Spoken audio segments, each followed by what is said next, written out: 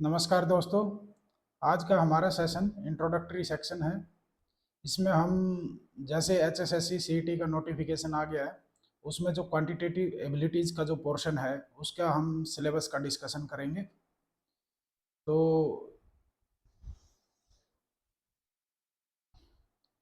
मेरा नाम रमेश सहारण है और I welcome you all to our YouTube channel note mind. इसमें हमारी यात्रा साथ बाई साथ रहेगी। एक साइड से आप चलेंगे, दूसरी साइड से मैं चलूँगा और दोनों मिलके हार्ड वर्क करेंगे और कामयाबी आप लोगों को मिलेगी।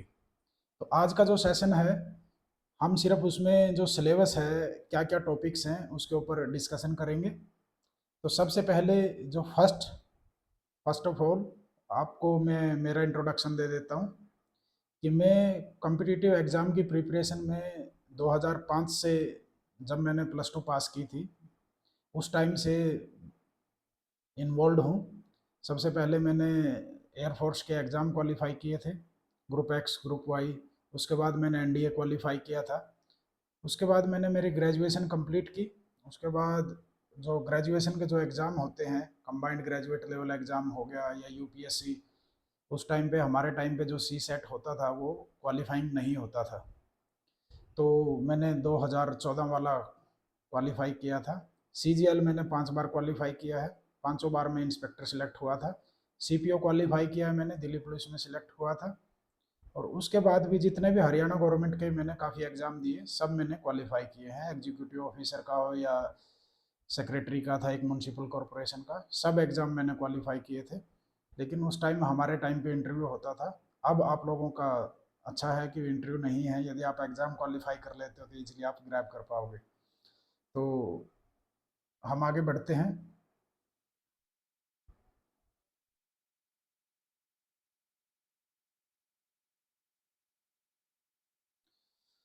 ये मेरे बारे में छोटा सा इंट्रोडक्शन है। आप इसको यदि पढ़ना चाहें तो स्लाइड रोक के पढ़ सकते हैं। बाकी मैंने मेरे बारे में अपने आप बता ही दिया आपको। तो जो सिलेबस का नोटिफिकेशन आया है एचएसएससी सीईटी का, उसमें जो मेन टॉपिक हैं, तो एक तो नंबर सिस्टम हर एक एग्जाम का पार्ट होता ही है। इसमें सिंप्लीफिकेशन हो गया, डेसिमल हो गया, फ्रैक्शंस हो गए। तो ये टॉपिक हम कवर करेंगे ही। फिर आता है रिलेशनशिप बिटवीन नंबर्स। इसमें नेचुरल नंबर क्या होते हैं, होल नंबर क्या होते हैं, प्राइम नंबर क्या होते हैं, ये सारी चीज़ें आएंगी। फिर उसके बाद एलसीएम एचसीएफ बेसिक से टॉपिक हैं। Ratio proportions, percentage, roots, square root और क्यूब रूट होते हैं जो भी हैं। उसके बाद एवरेज का, profit and loss, discount, simple and compound interest, basic mensuration, partnership, mixture and alligation, time and work, time speed distance होता है, टेबल एंड ग्राफ्स जिसको हम डाटा इंटरप्रिटेशन बोलते हैं, बेसिक ट्रिगोनोमेट्री, बेसिक अलजेब्रा और ज्योमेट्री। ये जो सिलेबस है ये सिर्फ 10th लेवल का सिलेबस है। इसमें ज़्यादा लंबा चौड़ा सिलेबस नहीं होता है। इसका जो भी नंबर ऑफ प्रॉब्लम्स हैं वो भी ऑलमोस्ट फिक्स्ड ही होते हैं।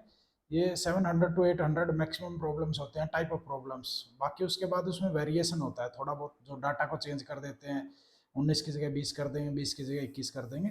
कोई ज़्यादा स्पेसिफिक चेंज नहीं होता है।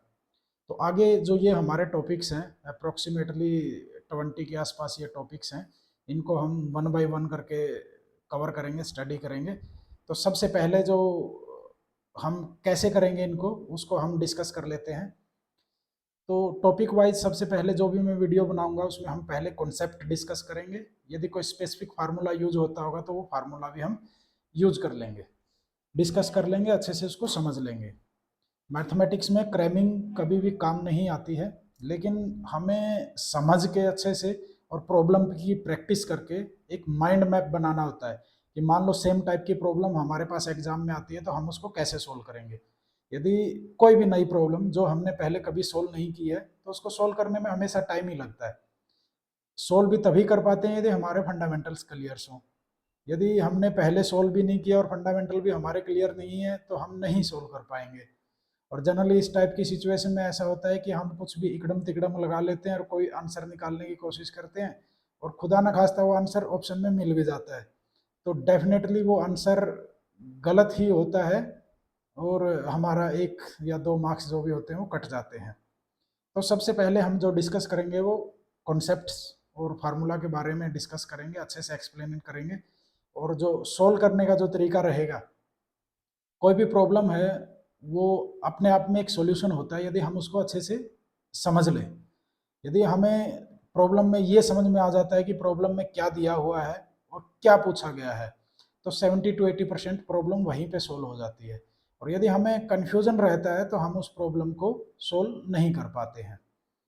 तो हम सबसे पहले जो भी पहले कॉन्सेप्ट डिस्कस करने के बाद हम प्रॉब्लम्स लेंगे, किसी भी स्टैंडर्ड बुक से हम ले लेंगे प्रॉब्लम्स, 10-20 प्रॉब्लम हम हर एक टॉपिक की सोल्व करेंगे और अच्छी अच्छी प्रॉब्लम्स लेंगे अच्छी अच्छी बुकों से, जैसे एमटायरा हो गया, क्विकर मैथ से जो एमटायरा का या RS अग्रवाल का है, कोई भी जो भी अच्छा मैथमेटिक्स की बुक्स होंगी उनसे ले लेंगे।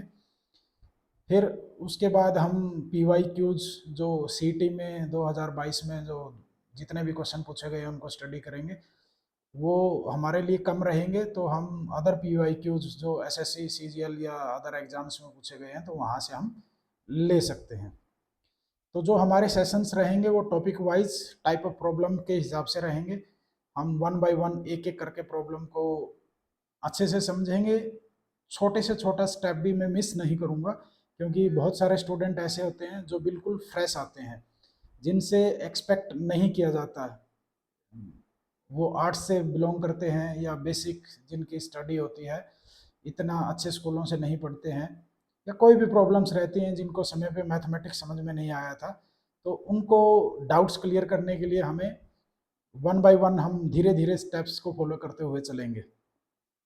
उसके बाद हम वीक में एक दिन टेस्ट रखेंगे, जो भी आपको टॉपिक मैंने कवर करवाया है उसका मैं एक टेस्ट रखूँगा। उससे आप अपनी ग्रोथ चेक कर सकते हैं कि आपको कितना समझ में आया है कि नहीं समझ में आया है। यदि समझ में आ गया तो दैट्स वेल, यदि नहीं समझ में आता है तो फिर हम उसमें जो भी आप लोग मुझे किसी भी कम्युनिकेशन से जो हम बाद में शेयर करेंगे, आपके वाया मीडिया क्या रहेगा कॉन्टैक्ट करने का, तो जैसे आप भेजेंगे तो हम उसके लिए डाउट सेशन रखेंगे, रेगुलर डाउट सेशन। उसमें हमें वीडियो रिकॉर्ड करके भी दे सकता हूँ आपको, और लाइव सेशन भी रखे जा सकते हैं। जैसा आप लोगों को कन्वीनियंस होगी उसी के हिसाब से हम आगे बढ़ेंगे। लेकिन जो हमारा इसका टारगेट रहेगा, जो ये सिलेबस है, इसको 2 महीने के अंदर हम सोचेंगे कि पूरा सिलेबस हम कंप्लीट कर लें। हम बेसिक मैथमेटिक्स करेंगे, जो सिलेबस दिया हुआ है उसके हिसाब से ये सिर्फ बेसिक्स है। और जितना प्रीवियस जैसे CET हुआ था उसमें भी बेसिक अर्थमेटिक्स ही पूछा गया था, और सिंपल जो ये मेंसुरेशन है, बेसिक बेसिक सा ट्रिगोनोमेट्री, ज्योमेट्री और ये अलजेब्रा वगैरह, ये सारा बेसिक पूछा गया था। तो यदि हमें एडवांस की भी हमें ज़रूरत पड़ती है तो हम एडवांस भी ज़रूर करेंगे यदि हमारे पास समय बचता है। पहले हम एक बार वन टाइम हम धीरे धीरे करके बेसिक सिलेबस को हम कवर कर लेंगे।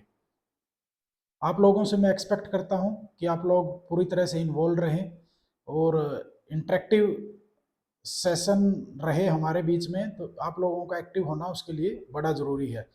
जो भी टॉपिक हम डिस्कस करेंगे सेम डे आप घर पे जाके उसकी प्रैक्टिस करें। उसके बाद उसकी जो नई प्रॉब्लम्स है, आपके पास कोई भी प्रैक्टिस बुक है या जिससे भी आप ले सके स्टैंडर्ड बुक से, तो वहाँ से सोल्व करें। जो भी आपकी प्रॉब्लम आए मेरे साथ शेयर करें और डाउट्स पूछें अपने। तो जो बेसिक मैथमेटिक्स के अंदर अपना डेवलपमेंट का जो प्रोसेस रहता है वो प्रैक्टिस ही होती है, only practice. continuous practice is the key to success in quantitative abilities। तो आप लोग अच्छे से मेहनत करेंगे, इसका मुझे अश्योरेंस दें। और हम अभी नेक्स्ट वीक जो है एक में बेसिक टॉपिक, जो छोटा टॉपिक है, जैसे इसमें हमें दिया हुआ है ये पार्टनरशिप वाला, इसको हम पार्टनरशिप वाले को कवर करने की कोशिश करेंगे। कंप्लीट एक ही वीडियो में मैं ये कवर कर दूंगा आपको बेसिक कॉन्सेप्ट जो है प्रॉब्लम्स के अंदर कैसे लगते हैं। और हम 15 to 20 के आसपास प्रॉब्लम्स भी लेंगे और इससे आपका अच्छे से ये कवर हो जाएगा टॉपिक। जो भी आप लोगों के डाउट्स हैं या कुछ क्यूरीज हैं जो भी आप पूछना चाहें क्वांटिटेटिव एबिलिटीज से रिलेटेड, तो आप मुझसे पूछ सकते हैं। CT एग्ज़ाम कब होगा, कैसे होगा, कितने दिन लग जाएंगे, उसकी अभी मेरे पास भी कोई इन्फॉर्मेशन नहीं है। और बाकी और भी चैनल बहुत सारे हैं जो इसकी रेगुलर इन्फॉर्मेशन अपडेट करते रहते हैं।